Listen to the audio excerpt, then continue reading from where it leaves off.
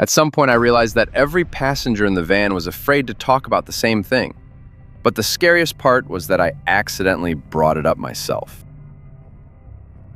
I didn't notice it right away. At first, it looked like a normal trip. Przemysl to Paris, a regular van, regular people, different cities, different reasons for traveling. Work, family, business trips. On routes like this, you usually feel the atmosphere quickly. Some people talk, some introduce themselves, some just stay quiet.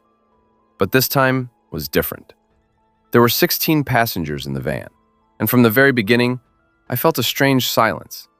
Not the usual travel silence, but something like people were deliberately avoiding any conversation, even basic ones. Where are you going? Where from? For how long? None of that existed here. No real conversations, only short, dry answers. We left Przemysl late in the evening. The first hours of the road gave nothing unusual. We crossed the border quickly.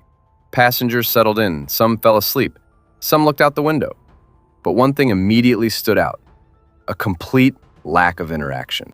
Normally, people at least talk a little during long trips. Here, nothing.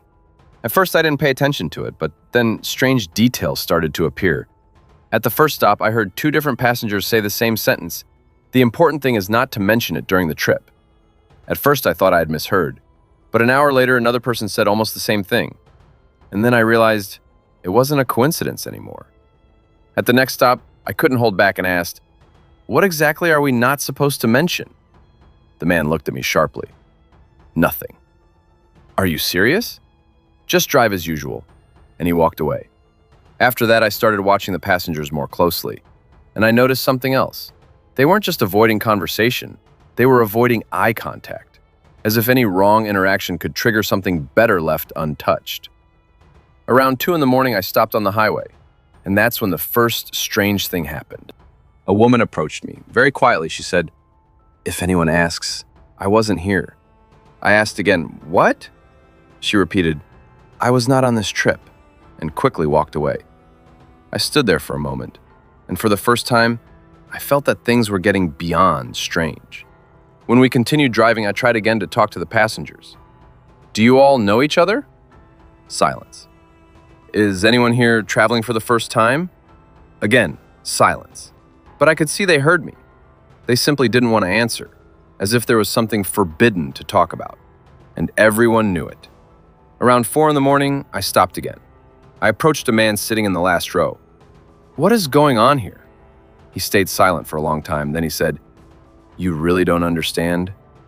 "Understand what?" He looked out the window. "We are all here because of it." "Because of what?" He turned to me, and for the first time, I saw real fear in his eyes. "Because of what you're not allowed to talk about during the trip." A chill ran down my spine. "Who forbade it?" He didn't answer, just turned away, and said nothing more. As we got closer to France, the atmosphere became even heavier. Nobody was sleeping. Even those pretending to sleep just sat still, staring at one point, as if waiting for something. And then I made a mistake. I said out loud, "Is this because of that man who boarded in Przemysl?" Silence. Instant. Absolute.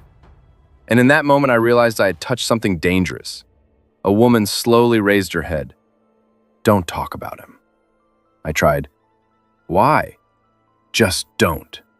And there was real panic in her voice. Not exaggeration, real fear. At around dawn, at the last gas station before Paris, I heard the sentence that explained everything. "The main thing is that the driver doesn't understand anything." And then I realized they weren't afraid of the road. They were afraid of traveling together. When we arrived in Paris, I checked the passenger list and saw something strange. They were all in the system, but none of them had bought tickets directly. All bookings came through different cities, different countries, different names, as if they had all been gathered into one trip on purpose. And only then did I understand the main thing. This wasn't a random van, and these weren't random people. And every single one of them wasn't going to Paris. They were running from something.